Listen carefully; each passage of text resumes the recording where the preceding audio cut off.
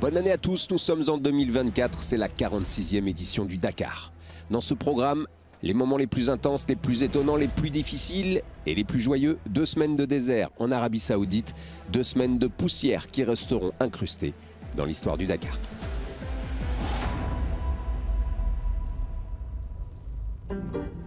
Avant le rallye en lui-même, cette semaine ont eu lieu les traditionnelles vérifications techniques et les obligations médiatiques pour les concurrents. Enthousiasme débordant pour Carlos Sainz. Certains adorent l'exercice, d'autres le goûtent assez peu. Beaucoup en profitent pour perfectionner leur célébration ou soigner leur meilleur profil. Certains pilotes comptent déjà beaucoup de victoires ici et d'autres un peu moins.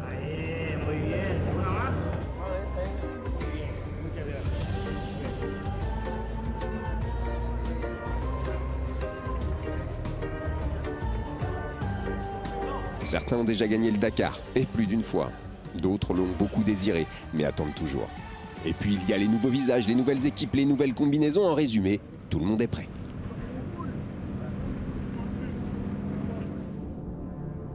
Le camp de départ cette année se trouve à Alula, dans le nord-ouest de l'Arabie Saoudite. Un site classé au patrimoine mondial de l'humanité, au carrefour des toutes premières civilisations. À Alula se mêlent des dunes balayées par le sable et des roches spectaculaires, un lieu où l'antique rencontre le contemporain en parfaite harmonie. C'est sur cette terre imprégnée d'histoire, de batailles et de conquêtes que les récits des concurrents du Dakar 2024 vont s'écrire.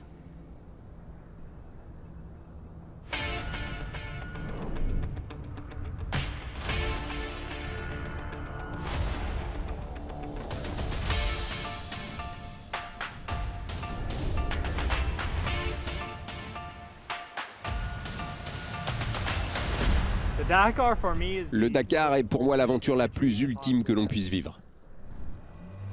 L'édition 2024 commence par un prologue de 27 km, une balade, un échauffement avec tout de même déjà quelques petites difficultés.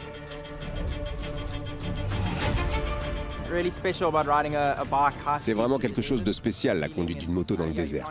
C'est un sentiment que vous ne pouvez pas vraiment expliquer à quelqu'un. J'aime la course, j'aime la compétition et j'aime aussi l'aventure. C'est la meilleure des aventures. L'ambiance est incroyable ici et j'ai hâte de commencer. Pour certains des plus grands noms de la moto, 2023 a été une route semée d'embûches et de grosses embûches. Pour Hoves, Klein, Sanders, Sunderland, Wagner et même le tenant du titre, Kevin Benavides, rien n'a été facile. Les paysages étaient magnifiques, mais le fait que d'autres coureurs partent devant nous, la navigation était si difficile, avec beaucoup de changements de direction, c'était vraiment dur. Mais je suis OK. La star française, Adrien Van Beveren, a terminé sur le podium du championnat du monde ces 2 dernières années, mais aspire toujours à un premier titre sur le Dakar. Ce matin, il a surfé sur le sable et pris la 4e place du prologue. Il y a un moment où je suis revenu et j'ai aperçu les zones critiques que nous étions censés traverser. Je les ai traversées, mais j'ai heurté une motte d'herbe à chameau. J'ai fait une grosse chute et mon roadbook a cessé de fonctionner. Je n'avais plus de roadbook. Et sans roadbook, je ne faisais que suivre des traces et aller un peu dans tous les sens. À cause de cette chute, Skyler Hoves, 3e du général, l'an passé, a déjà perdu près de 5 minutes. Entrée en matière délicate pour l'Américain.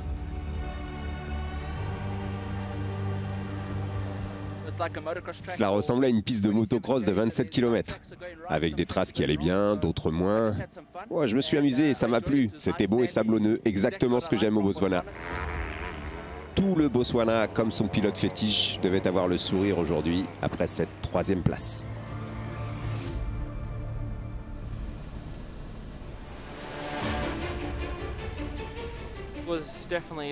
C'était vraiment difficile.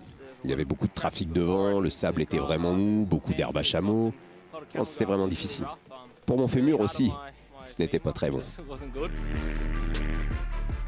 Daniel Sanders était absent du championnat du monde depuis le printemps dernier à cause d'une fracture du fémur. L'Australien a montré d'entrée qu'il avait bien récupéré. Il prend la 2e place du prologue aujourd'hui avec sa gaz-gaz.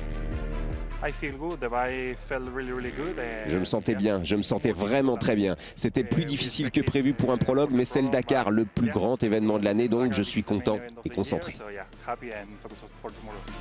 La victoire du jour est en effet pour Tosha Charena, une performance remarquable dès sa première sortie en tant que pilote officiel Honda.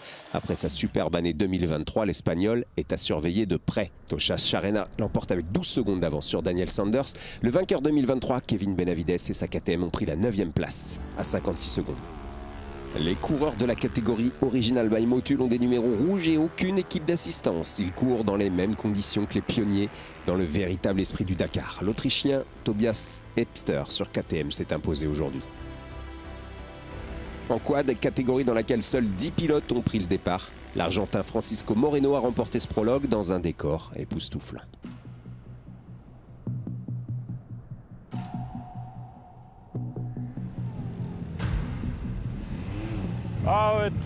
Ce sera une journée difficile, car nous n'avons que 2 roues motrices. On verra comment ça fonctionne.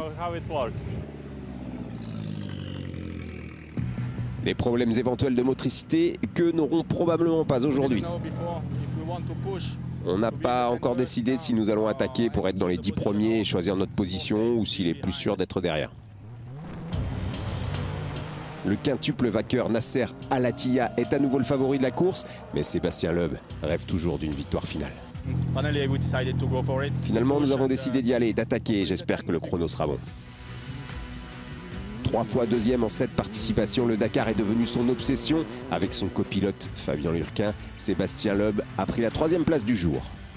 Derrière, la sensation Seth Quintero. Je ne voulais pas batailler, je voulais juste me faire plaisir et piloter. C'est ce que nous avons fait. On est 2e. C'est plaisant d'être au niveau des plus grands, des plus expérimentés, d'être compétitif et de se mesurer à eux. Seth Quintero, dès sa première sortie au volant d'un T1 sur le Dakar, termine 2e derrière Mathias Ekström et son copilote Emil Bergqvist. On a fait une course propre. Emil a fait un travail fantastique. C'était une navigation difficile, beaucoup de jonctions, donc je suis très content de notre travail. Stéphane Peter Ancel a manqué un virage, mais a évité le pire. Il termine 7e. Nasser Al-Attiyah est resté sur la réserve et prend une sage 12e place. Soit il fallait être dans les 3 premiers, ou si ça passait pas, il fallait être après la 10e position. Dans le top 10, la voiture la plus rapide choisira la 10e place et nous sommes juste derrière. La première vraie étape fait un peu peur, elle est longue, il va y avoir beaucoup de cailloux. Et en fait, personne ne veut ouvrir, donc... 12e, je pense que c'est la meilleure position de départ pour demain. Ouais, on s'est pris un peu les pieds dans le tapis aujourd'hui. J'espère que ça ne sera pas trop grave pour demain.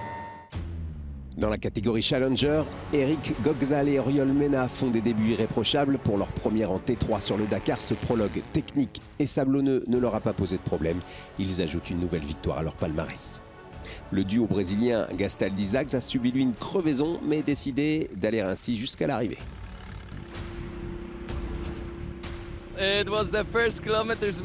C'était les premiers kilomètres, je les attendais avec impatience. C'était plus sélectif que je le pensais, avec un terrain assez difficile mais des vues splendides. Tout était excellent dans ce prologue.